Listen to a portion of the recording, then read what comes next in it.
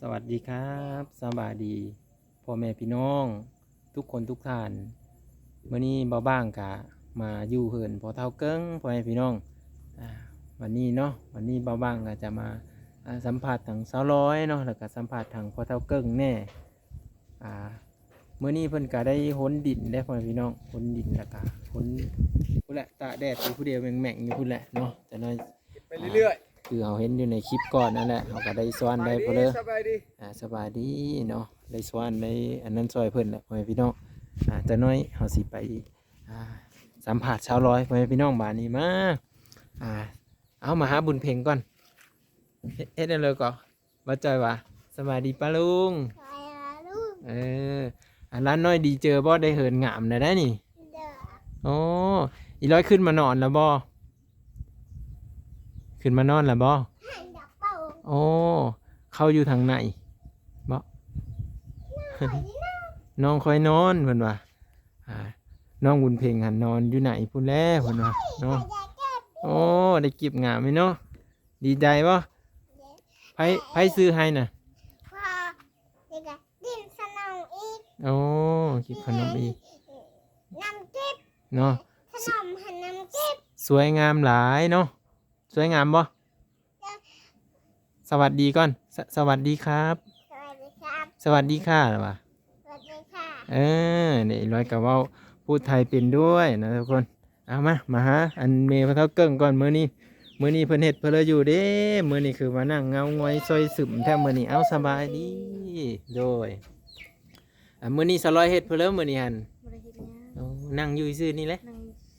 เธอกำลังเจอพระเท่าเกิ้งที่ว่าเพิ่นอันพญาตินี่ตอนที่เพิ่นเป็นนี่เพิ่นเป็นแต่โดดแล้วพ่อพี่น้องแต่ว่ามีหัวยันน้องตกเอายันแบบว่าเพิ่นอันพญาติเพิ่นเริ่มไม่ต้องขอบว่าอึบตื่นนอนเลยแต่เพิ่นมีให้เนาะเพิ่นตื่นนอนเนาะโอ้ดูซะโอ้นี่เอาจะไปเมนขี้ลูกเจ้าก้อนซะอันเถินเพิ่นกะถือว่าแอมทางนี้ได้พ่อพี่น้องความคืบหน้าของบ้านพ่อเฒ่าเกิ่งนะกะสวยงามพ่อพี่น้องทางไหนทางพี่บ่ว้าอีร้อยได้อันได้หัวสวนหมกเพชรบ่โอ้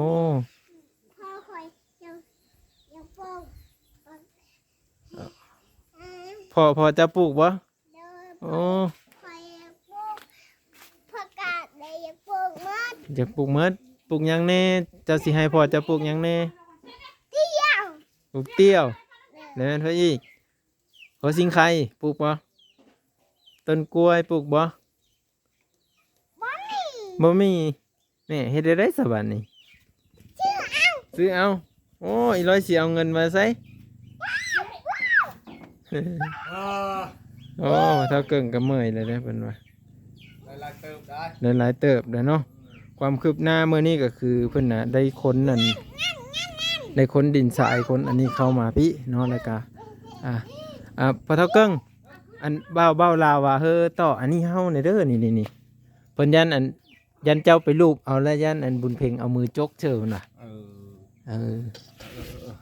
นี่พอเท่าเกิ้งเพิ่นสิต่อเฮาเลยยันมันถือมืออีร้อยเพิ่นว่ายันมันถือมืออันน้องบุญเพ็งพ่อพี่น้องสวยงามหลายเหินเพิ่นเนาะอันนี้ถือว่าได้อยู่ประมาณ 80% เนาะเท่าเกิงเนาะถือว่าก่อนตอนที่เฮามามื้อนั้นก็คือยังบ่ทันได้แล้วไม่เซ็นเนาะแต่ทางพ่อเท่าเกิงนี่เพิ่นก็เฮ็ดแบบเป็นเล่มเป็นอันนี้สวยงามบ่ให้พี่น้องถ้าเพิ่นตอกตะปู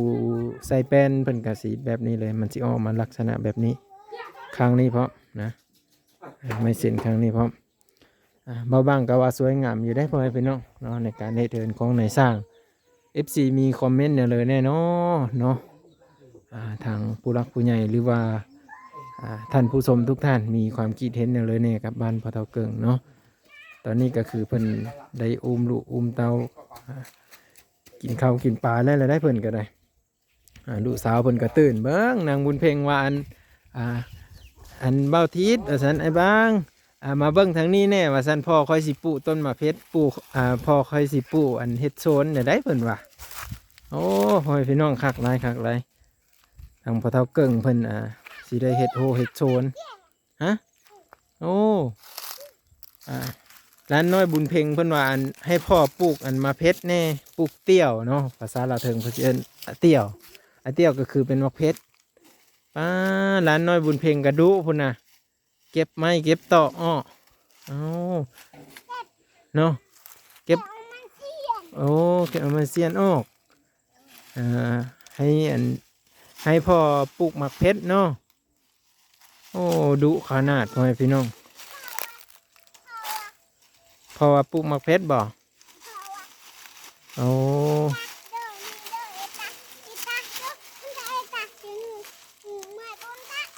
โอ้ไม่อันตะเตอะไม่เฮ็ดรอดมันบ่โอ้นี่เลยเอ้ามื้อหน้าเราสิเอาโหสิงไข่เอาเครื่องปลูกมาให้เพิ่นนำพ่อแม่พี่น้อง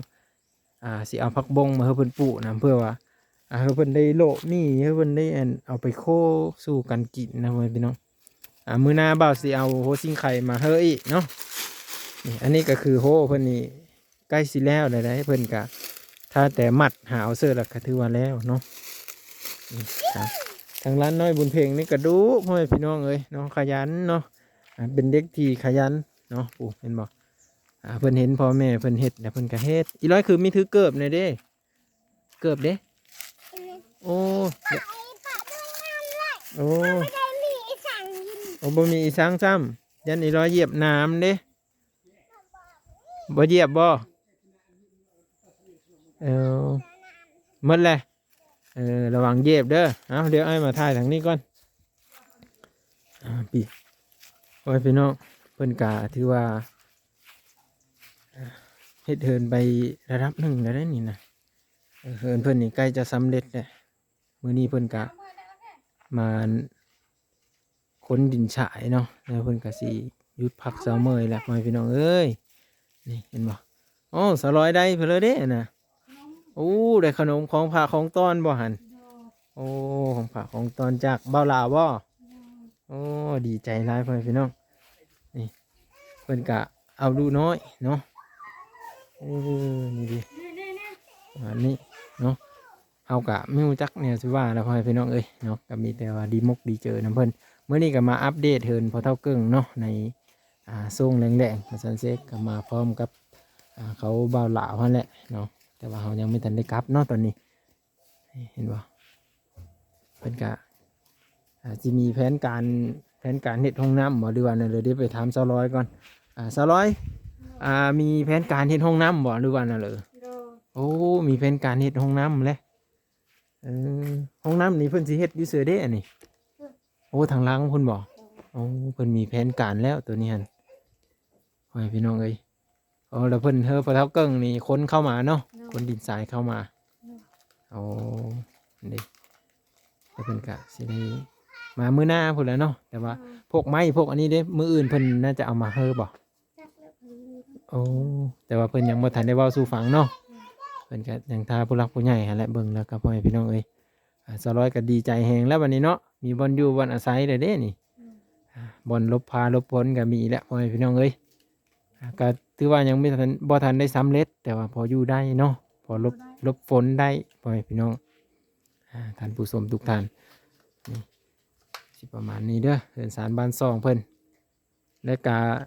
โอ้มีรถทิพย์น้อยจอดอยู่ตารางเรียบร้อยเนาะว่าต้องย่านฝนตกอีกแบบนี้โอ้คันใดก็ได้เลยนี่เนาะโอ้ว่าต้องย่านฮักว่าต้องปีนขึ้นอีกแบบนี้200ว่าขึ้นได้สะดวกสบายเลยเด้อเพิ่นว่านี่แน่นนะแต่ว่าอันนี้เพิ่นจะเฮ็ดแบบอันนั้นไว้ซื่อๆนะขึ้นสัวขาวเนาะมาแล้วเพิ่นสิให้ทางนายสร้างเพิ่นเฮ็ดไม้เพิ่นว่าได้นั่งเบากับเบาหลาวนะพ่อแม่พี่น้องก็ดีมกดีใจหลายที่ว่าได้พออายเพิ่นเนาะกะวิดีโอหน้าเราจึงมาพ่อกันเมื่อพ่อแม่พี่น้องคลิปนี้กะเฮาก็สิได้อำลาพาจากแล้วเนาะเพราะว่าคลิปนี้กะยาวสมควรแล้วพ่อแม่พี่น้องเอา200คลิปนี้กะปิดคลิปให้แน่สบายดี FC แล้วกะท่านผู้ชมถ่ายคลิปสบายดี FC ให้อยู่ดีมีแหงเนาะเงินดีแหงเด้สาธุพ่อแม่พี่น้อง อันนี้ก็คือสาวร้อยเพิ่นก็หน้าตาเบิกบานบนซื่นเนาะในนามก็คันเฮาเอิ้นก็แม่เฒ่าร้อยหั่นแหละว่าเฮาเอิ้นบ่เฒ่าเกิ่งก็ยังบ่เฒ่าเกิ่งเด้เอ้าคลิปหน้าพอกันเมื่อคลิปนี้กำลาพาจากไปแล้วสวัสดีครับ ขอบคุณ FC ขอบคุณทุกการรับชมนะครับที่ว่าติดตามรับชมตลอดมานะพ่อแม่พี่น้องจนว่าเบาบ้างก็จนมีกำลังใจเฮ็ดต่อก็คือแรงบันดาลใจจากพ่อแม่พี่น้องท่านผู้ชมที่รับชมแล้วก็คอมเมนต์ทุกคอมเมนต์พ่อแม่พี่น้องเอาคลิปนี้อำลาพาจากไปแล้วเนาะคลิปหน้าจึงมาพ่อกันเมื่อสวัสดีครับ